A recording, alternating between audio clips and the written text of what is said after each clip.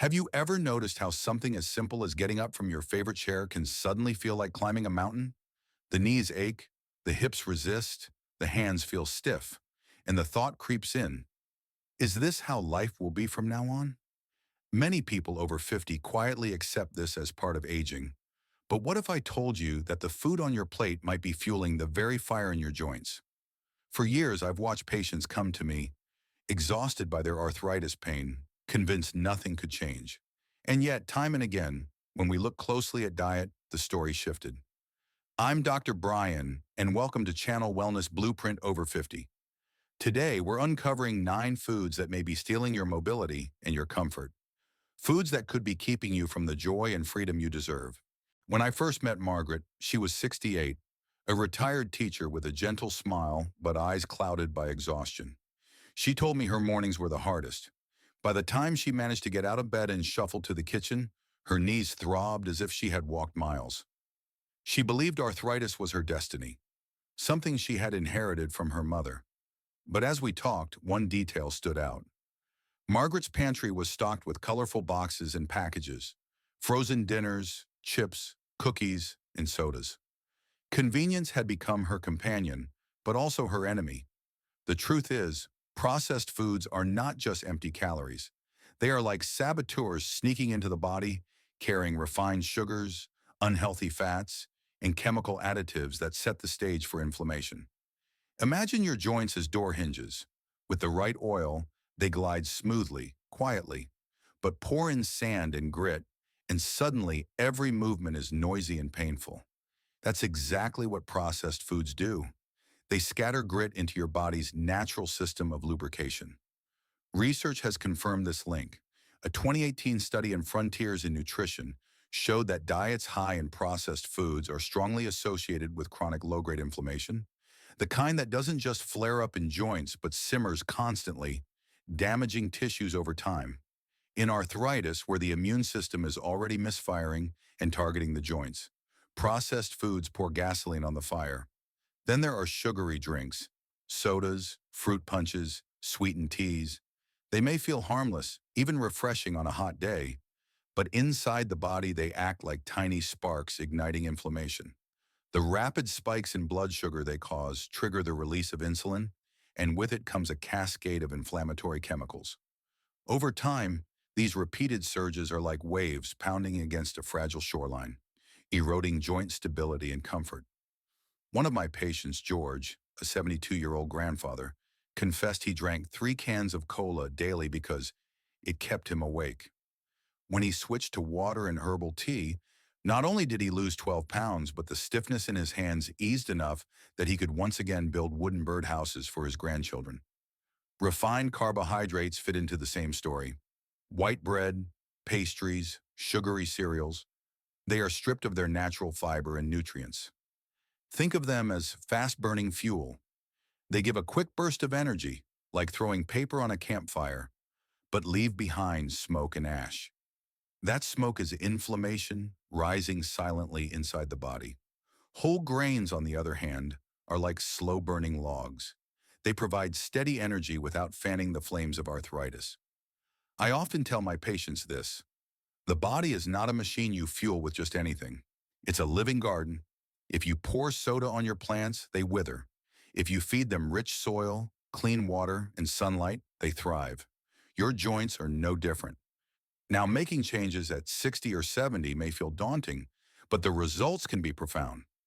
Start by swapping sugary drinks with water infused with lemon or cucumber. Replace white bread with hearty whole grain options. Fill your grocery basket with colorful vegetables rather than brightly packaged snacks. Margaret did just that. Within 6 months, her weight dropped by 15 pounds, and each pound lost lifted pressure off her knees. But more than that, she told me one morning, I got up and realized I wasn't dreading the day anymore. This is the real power of choosing wisely. It isn't about restriction or denial. It's about reclaiming energy, mobility, and joy.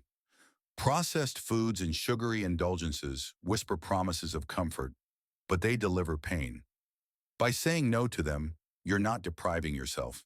You're saying yes to long walks, to kneeling in the garden, to playing on the floor with your grandkids without wincing. That, to me, is true nourishment. When Thomas came to see me, he was 70 and carried himself with the pride of a man who had once been strong and athletic. But his shoulders slumped as he described his pain. "Doctor," he said, "I can barely lift my arm to put on a shirt. I feel like I'm rusting away." He had been told by friends that arthritis was just part of getting old.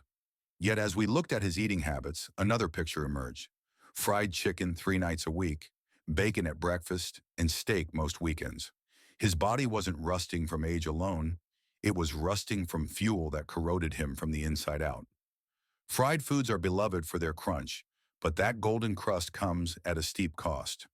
When oils are heated to high temperatures, they form toxic compounds called advanced glycation end products, or AGEs. Think of AGEs as little sparks of rust inside the body. They attach to tissues, stiffen them, and provoke the immune system to respond with inflammation.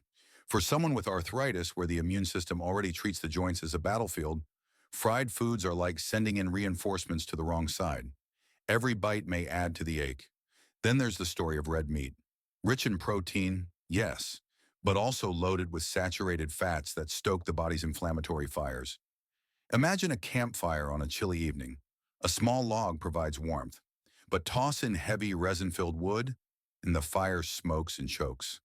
That smoke is inflammation, seeping into every corner of the body, including the knees, hips, and hands. Studies have consistently linked diets high in red meat to greater inflammation markers.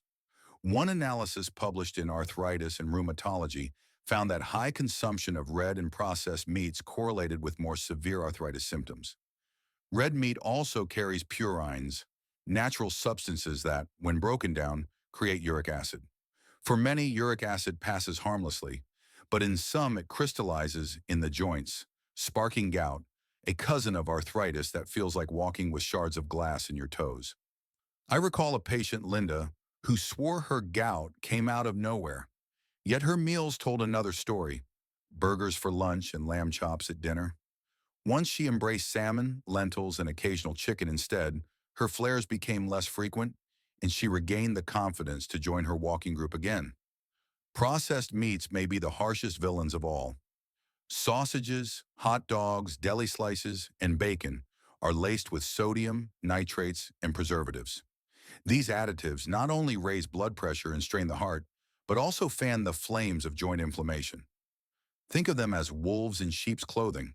They promise convenience, taste, and satisfaction, but behind the scenes they chip away at mobility and comfort. But here's the good news. Alternatives exist, and they are delicious. Baking, grilling, or steaming foods allows the natural flavors to shine without adding inflammatory baggage. Lean proteins like chicken, turkey, or plant-based options provide strength without stiffness. Fatty fish such as salmon or mackerel carry omega-3 fatty acids, natural inflammation fighters that soothe joints the way cool water soothes a burn. Thomas was skeptical at first. "I've eaten fried chicken my whole life," he said, but we made small changes. He started grilling his chicken with rosemary and lemon instead of frying it. Bacon became an occasional treat rather than a daily ritual. Red meat shrank from his plate, replaced by beans, lentils, and fish twice a week. Within 4 months, he noticed something remarkable. "Doctor," he told me, "I buttoned my shirt this morning without pain." The message here is not that you can never enjoy a steak again or that fried foods are forbidden forever. Life is about balance, but when arthritis already weighs heavily on the body, every choice matters. Each meal is an opportunity to either pour oil on the fire or gently put it out. By letting go of fried foods, cutting back on red meat, and trading processed meats for wholesome alternatives, you're not just eating differently. You're choosing freedom over limitation, movement over stiffness, life over pain. I remember Maria well. At 73, she had a kind laugh that filled the room, but when she tried to stand from her chair, her face tightened in pain. "It's my knees, Dr. Bryan," she sighed. "Feels like they're full of broken glass." Maria loved her morning ritual: a tall glass of milk, toast with butter, and a wedge of cheese with lunch. She never connected these comforts with her worsening arthritis, but over time we discovered her body was quietly reacting to them. Dairy has long been considered essential for strong bones, and for many it can be.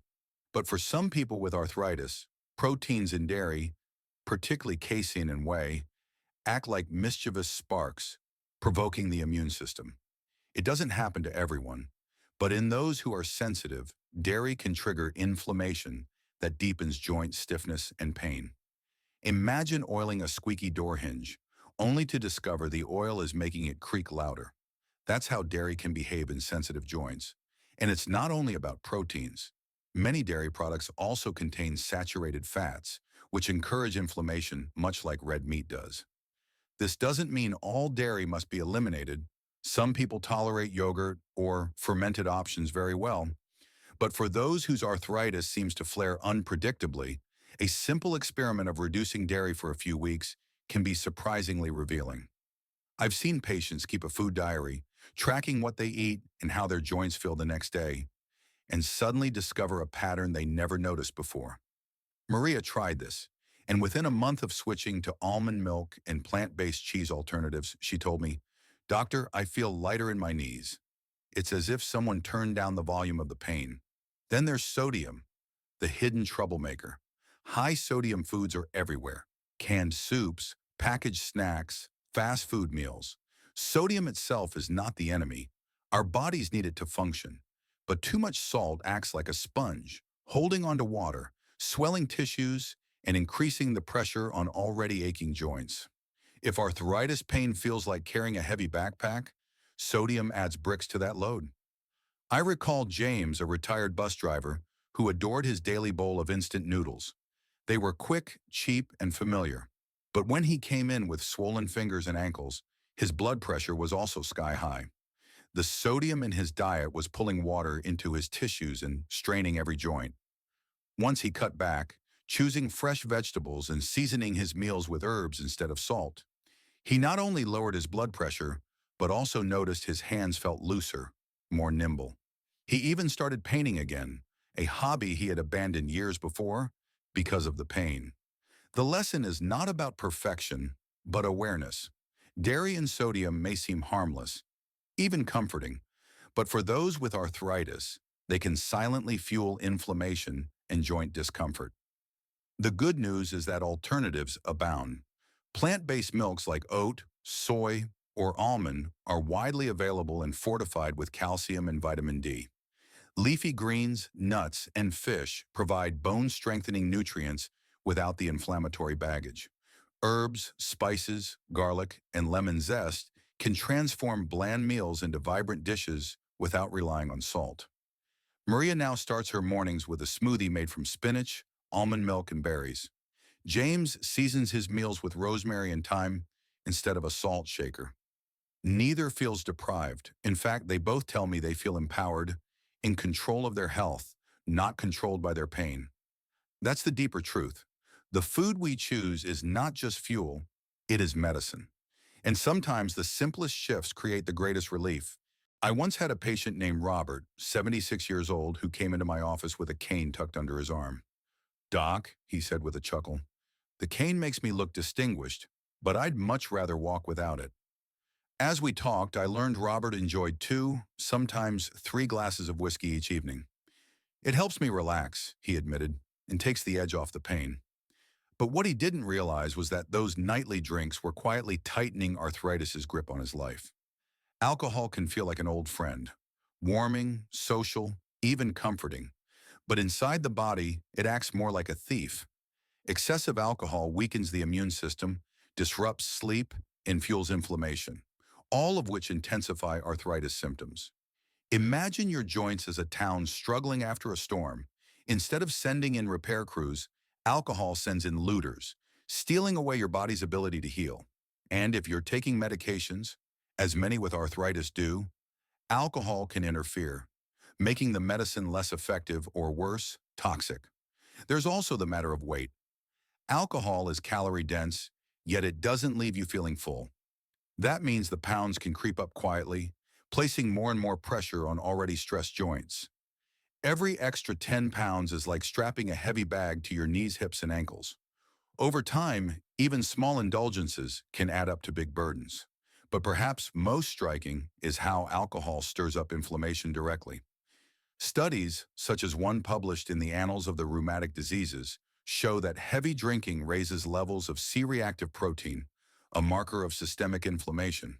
For someone with arthritis already battling internal fire, alcohol adds dry wood to the flames. Robert didn't know any of this. To him, whiskey was just a harmless comfort. But once he understood the science and we talked honestly about moderation, he agreed to cut back. He replaced 2 of his evening drinks with sparkling water mixed with lime and kept 1 small glass of red wine on Fridays when he met old friends. Within 2 months, Robert walked into my office with his cane in hand, not leaning on it, but twirling it like a baton. "Doc," he grinned, "I still enjoy my Fridays, but I don't need the cane every day anymore." This is the heart of the message. Alcohol doesn't have to be banished forever, but respect and balance are key. For women, no more than 1 drink a day. For men, no more than 2. Even better, take alcohol-free days during the week, giving your body a chance to recover. Hydrate generously with water, herbal teas, or sparkling water with fresh fruit slices. These small shifts protect your joints, your medications, and your overall health. And remember, lifestyle isn't just about alcohol. It's the choices we weave into our daily lives. A little movement each day, a walk around the block, gentle stretches before bed, acts like oil for stiff hinges. Prioritizing sleep, managing stress, and staying socially connected all strengthen the body against the wear of arthritis.